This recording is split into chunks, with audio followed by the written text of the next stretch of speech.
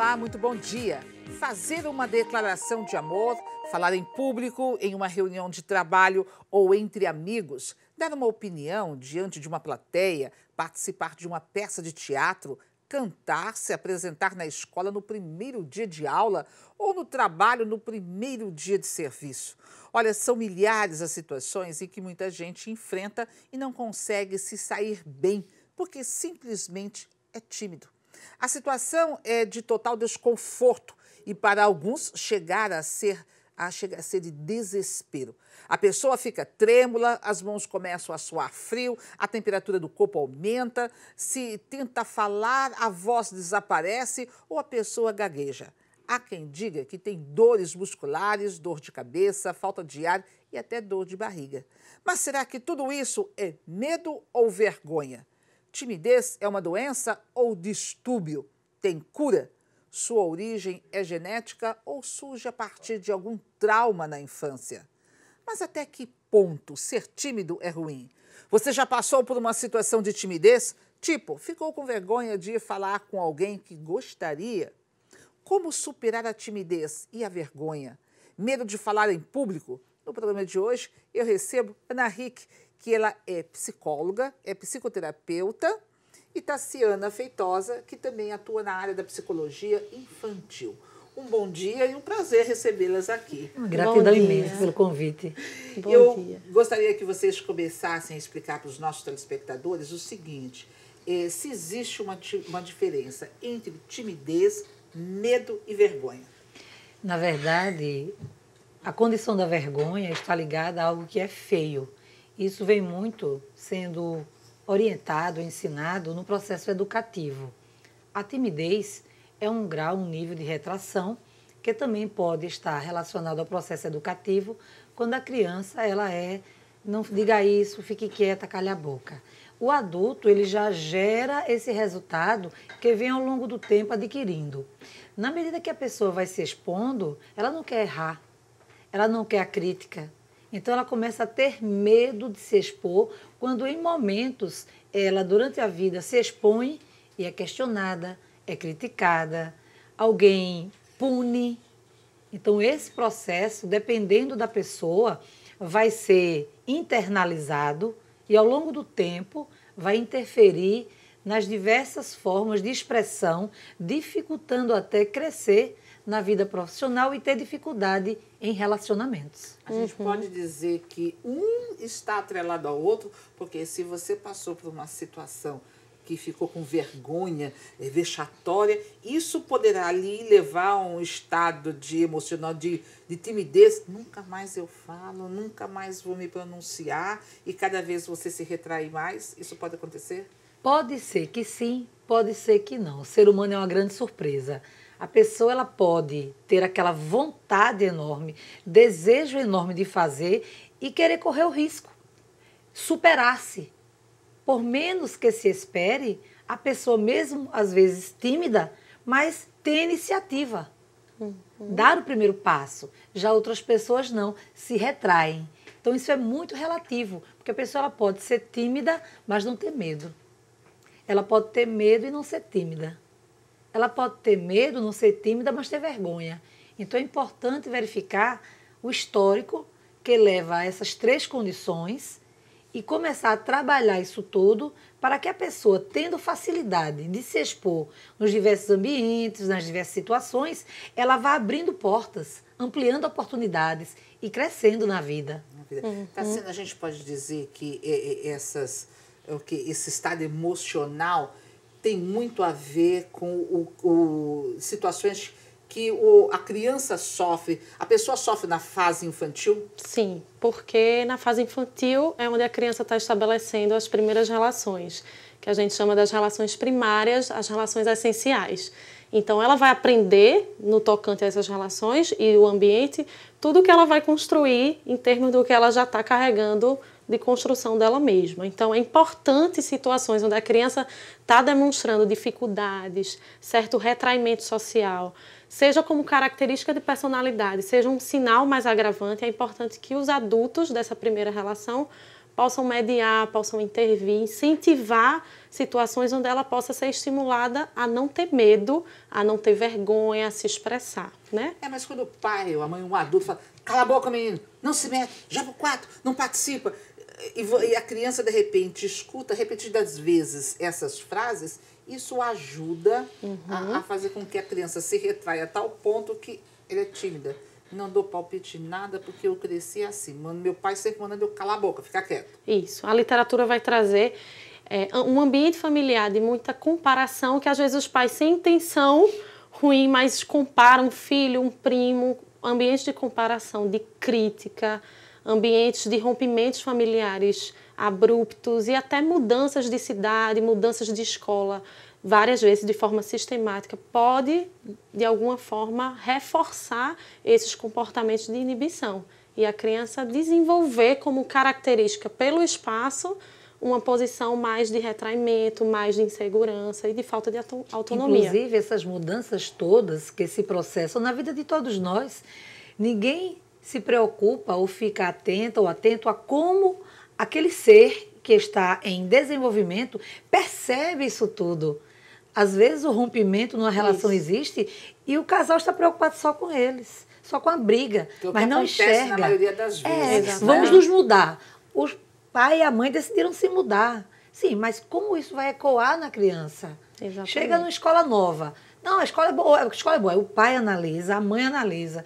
Mas a criança, como vai perceber isso? Tudo para ela é novo. Ela fica assustada. Então, tende, como bem citou, a se retrair. Isso. E a gente vem de um histórico onde a infância é muito desvalorizada em termos da criança ser autônoma de dizer o que sente, de se posicionar. Então, a gente vem dessa cultura e muitas vezes reproduz nas nossas casas essa forma de padrão, onde a criança não é ouvida, onde a criança não é valorizada, qualificada nas suas competências e habilidades. Então, é importante, sim, ouvir. Filho, filha, né? Por que você está ansioso? Essa situação, o que é que te deixa feliz? Está sentindo o quê? É importante dar valor a ela, porque isso ajuda nessa regulação emocional que ela precisa para o resto da vida. Quando a gente fala assim, que às vezes a criança é muito envergonhada, parece um bicho do mato, a gente chega para apresentar alguém que a criança não quer vir, isso vai piorando. Então se esconde, né? Quantas vezes a gente encontra um casal amigo que a criança está assim, agarrada nas pernas, né, da mãe, do pai, não quer saber, ou se esconde, tem vergonha, é assim mesmo, é um bicho do mato. Isso. E nas palavras, nas frases, os pais vão reforçando esse comportamento. Isso ajuda com que a criança possa ser cada vez mais tímida e refletir no futuro. Não só tímida, mas também a criança vai criando receios de exposição, porque os níveis de elaboração mental ninguém sabe. Então a criança fica elaborando, como o adulto também, um adolescente, eles ficam elaborando. Se eu for falar, vão dizer isso. Se eu me expor, vão reclamar disso. Então a pessoa ouve aquela frase, calha a boca, não se mete conversa. Ou então diz assim, você já pediu a benção à sua avó? Ou seja, faz vergonha, expõe a criança. Então a criança começa a ficar chateada. E também agora eu também não vou fazer, muitas vezes. E vai elaborando. Se eu não falar, eu vou passar vergonha. Se eu falar, pode me criticar. A criança fica entre a cruz e a espada. Isso. E se a gente pensar, né, Ana, a questão da condição dessa família como construtor das identificações, essas falas dessa família vão ser muito importantes na construção da identidade do eu. Porque a criança sempre quer suprir certas expectativas que são lançadas sobre ela. Então, falas de bicho do mato, essa daí puxou a não sei quem, vai ser assim para o resto da vida, essa tem muita dificuldade. A gente vai fazendo certas afirmações que se tornam crenças, que a criança acredita e regula toda a sua vida a partir dessas crenças. Sim. Então, a família como cenário dessa identificação é muito importante. Quer dizer, muitos pais aí, muitos avós têm uma responsabilidade muito grande sobre adultos, né, que hoje adultos, mas que no passado, na fase infantil, foram tremendamente criticadas, né, de não pode isso, não pode aquilo, calha a boca, fique quieto, vá pro seu canto, vá pro seu quarto, não coma, não faça isso, nada pode. Era um festival assim de não. E cresceu tímido. Agora, a gente pode dizer que timidez é só um estado emocional, é um distúrbio, é uma doença, e se tem cura? A timidez, como o medo e a vergonha, possuem graus. A pessoa pode ser tímida, mas ela tem níveis de iniciativa. Ela pode ser tímida, mas tem um grau muito alto de receio e tem mais retração. Ela pode ser tímida e extremamente introspectiva. Então, tem que se pesquisar quais as variáveis, o que foi que houve de interferência que levou e leva aquela pessoa, aquela criança, adolescente ou adulto a ser assim. Se foi o processo educativo, às vezes a criança teve um problema de saúde e passou muito tempo hospitalizada. A pessoa fica isolada do mundo. Às vezes a pessoa tem um defeito no rosto, alguém mangou da pessoa porque tem o nariz grande, a orelha grande, porque é branquelo, porque tem a testa grande, qualquer coisa. Só e que aquilo tem ali o bullying hoje. que começa em casa. O Isso. pai brincando, a mãe brincando, alguém brincando. Os apelidos, Olha né? aquilo ali com fulano, fulano. Ele já começa a se retrair porque aquilo, para ele, é inconveniente, é desagradável. Então a criança vai se fechando, ou poderá ir se revoltando.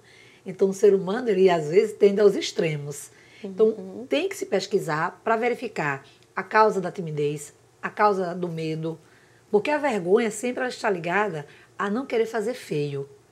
Mas o medo é o grande bloqueio, como sistema de segurança natural do ser humano, mas ao mesmo tempo pesquisas mostram que existem 2 imensos medos no ser humano e varia de pessoa para pessoa.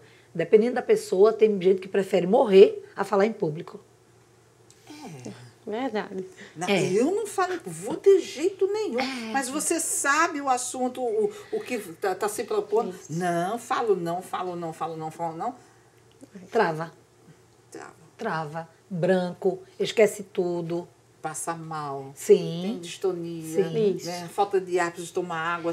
Aliás, o organismo se Desregula manifesta mesmo. totalmente. E ninguém é ensinado, orientado, o que fazer com o seu corpo. As pessoas não sabem o que fazer com o corpo. Então chega nos locais, não sabe onde colocar as mãos.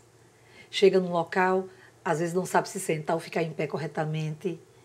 E isso vai dificultando. Porque coloca as mãos atrás, coloca as mãos do lado, fecha, fica se coçando, se ajeitando, pegando aqui.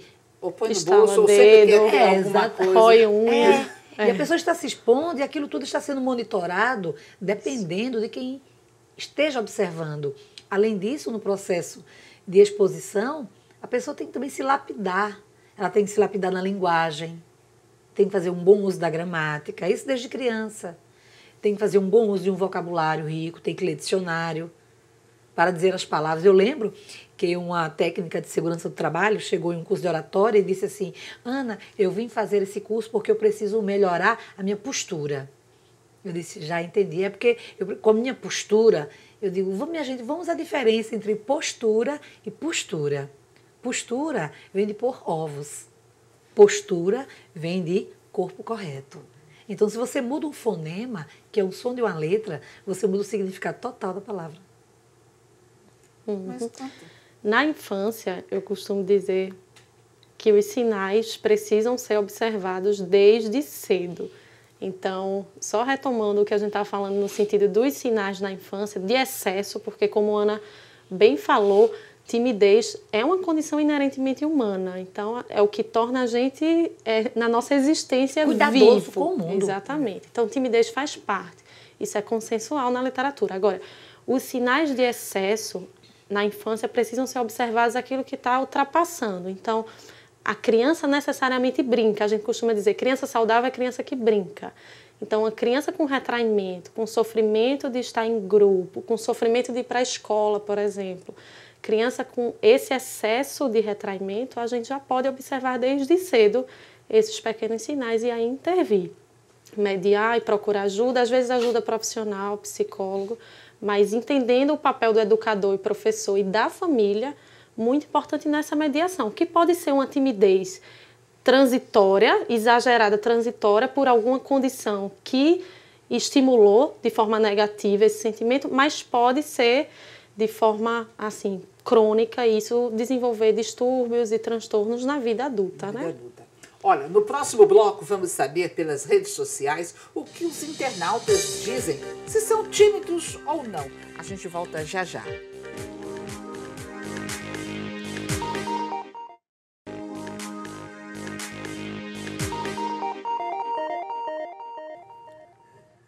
No programa de hoje, eu recebo Ana Hick, que, além de psicóloga, é psicoterapeuta, e Tassiana Feitosa, que atua na área da psicologia infantil. Timidez tem solução? Esse é o tema do programa de hoje. Pelas redes sociais, perguntamos, você tem medo ou, e os dois juntos, vergonha de falar em público? Eis algumas respostas. O Wellington, o Gustavo, o Douglas, o Carlos, a Carla, a Isabel e a Rosana disseram que não. Inclusive, a Rosana falou assim, olha, eu sou professora, dou palestra, não tenho problema de falar em público. Já a Sirlene, a Gracinha, a Célia, a Suelen, a Simone, a Renilda e o Deison responderam que sim.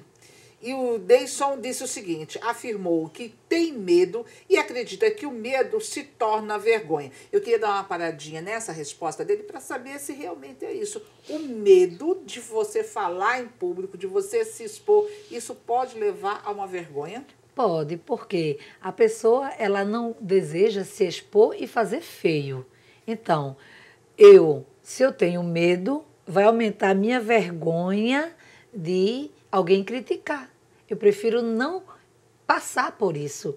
Então, eu vou travar, parar. Tem pessoas até que desistem de fazer um curso superior, uma pós-graduação, porque sabem que vão ter muitas apresentações de trabalhos. Quantas alunas eu já tive desmaiando na apresentação do TCC? Com medo.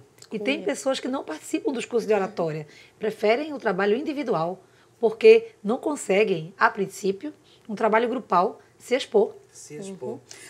E na criança, por exemplo, a gente pode ver o medo em si, por exemplo, o medo de escuro, é um medo real, né, das fantasias que envolvem o escuro, o estar só, e ela pode ter um medo associado com a timidez, por exemplo, ingressar numa turminha nova de futebol, ingressar numa turma nova da escola, tanto o medo da situação nova, que é uma adaptação, precisa uma adaptação, como a vergonha do que vão pensar, a vergonha como é que ela vai se portar, se vai ter amigos, se não vai, o corpo nessa condição do bullying, desse histórico. Então, é muito importante saber se essa situação suscita medo, suscita vergonha, suscita os dois, para ver os comprometimentos e como a gente pode atuar. Agora, a pessoa, por exemplo, que tem esse medo de falar, que é muito tímida, né? E vem aí a questão do não ter medo de falar, porque eu não sei, as pessoas eu posso gaguejar, eu posso ficar nervoso, eu posso dar uma informação errada, enfim.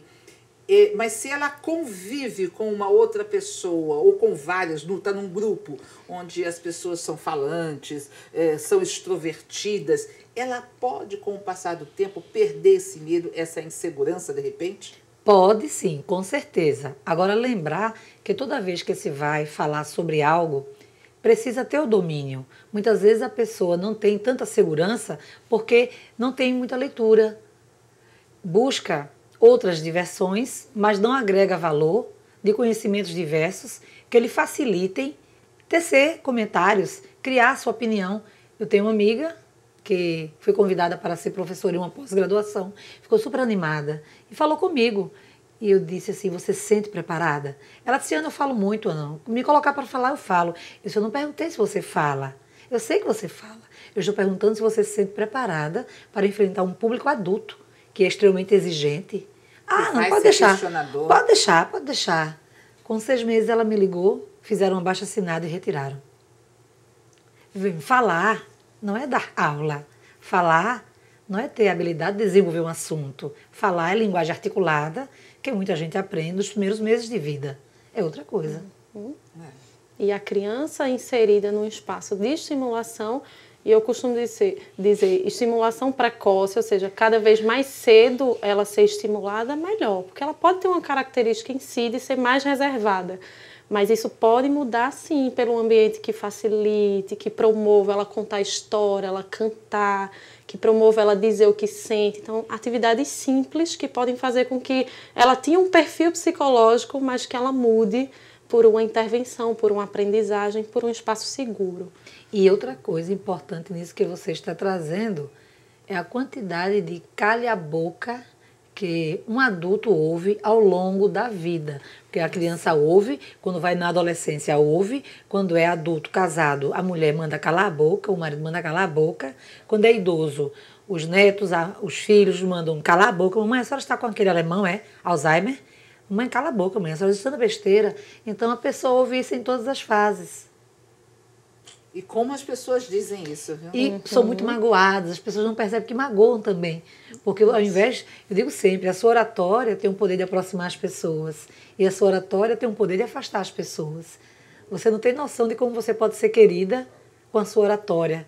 Pai, mãe, amigo, chefe, funcionário, colega, na rua. Toda vez que você trata bem uma pessoa, usando a sua oratória, você conquista a pessoa.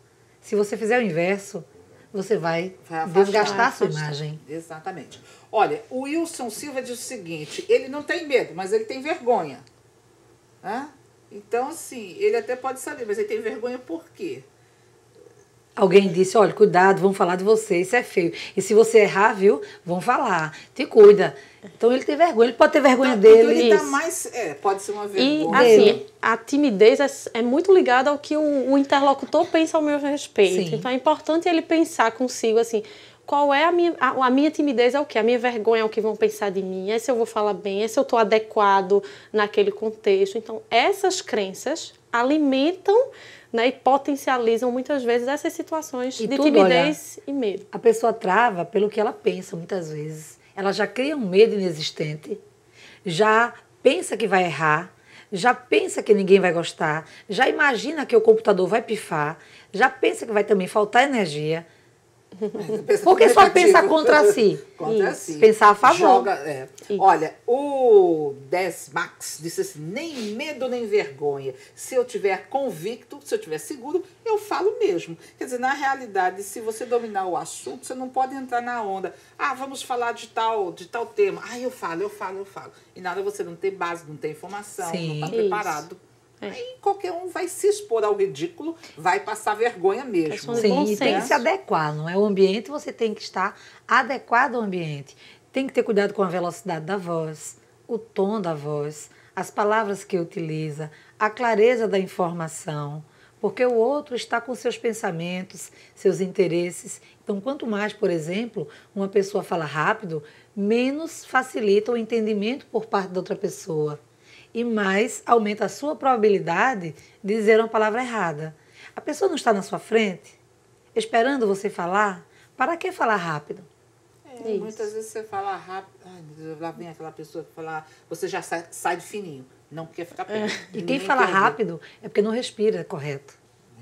E adulto, a gente se prepara para determinadas situações que a gente a priori sabe que vai vivenciar, né? Ingresso numa universidade, emprego e etc. Na criança é um pouco diferente. Então, essa mediação precisa vir desses adultos que convivem com essa criança. Então, por exemplo, vai entrar numa escola nova, vai entrar num grupo novo, seja qual for, é importante que esses adultos antecipem como é que tu se sente, qual a tua expectativa, será que isso vai acontecer? Então, a criança se organiza no sentido de antecipar possibilidades positivas para aquela experiência. Tem que ter preocupação com os filhos, em todos os sentidos. E quando o pai e a mãe são pessoas retraídas e que têm filhos e que criam os filhos nesse mundo retraído, um é tímido, é muito calado, é muito na dele, ou a mulher é muito na dela, tem pouca condição de socialização, não gosta mais de ficar em casa. Eles até se falam um pouco. Pouco. Tem casais que são quase mudos. Deve ser Libra que eles utilizam.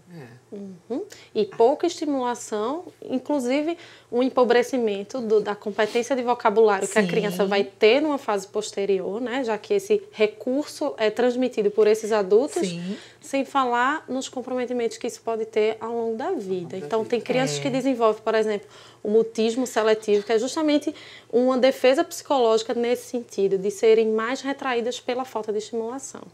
Olha, a Maria Dulce disse o seguinte, eu prefiro escrever porque eu fico insegura. Tem pessoas que realmente preferem trabalhar nos bastidores e muitas vezes, na área profissional, buscam atividades que são mais de bastidores. Mas desejo lembrar que hoje, em qualquer função em uma empresa, você está se expondo. Não tem mais isso. Fizer. Exatamente. Então, eu preciso me preparar para me expor.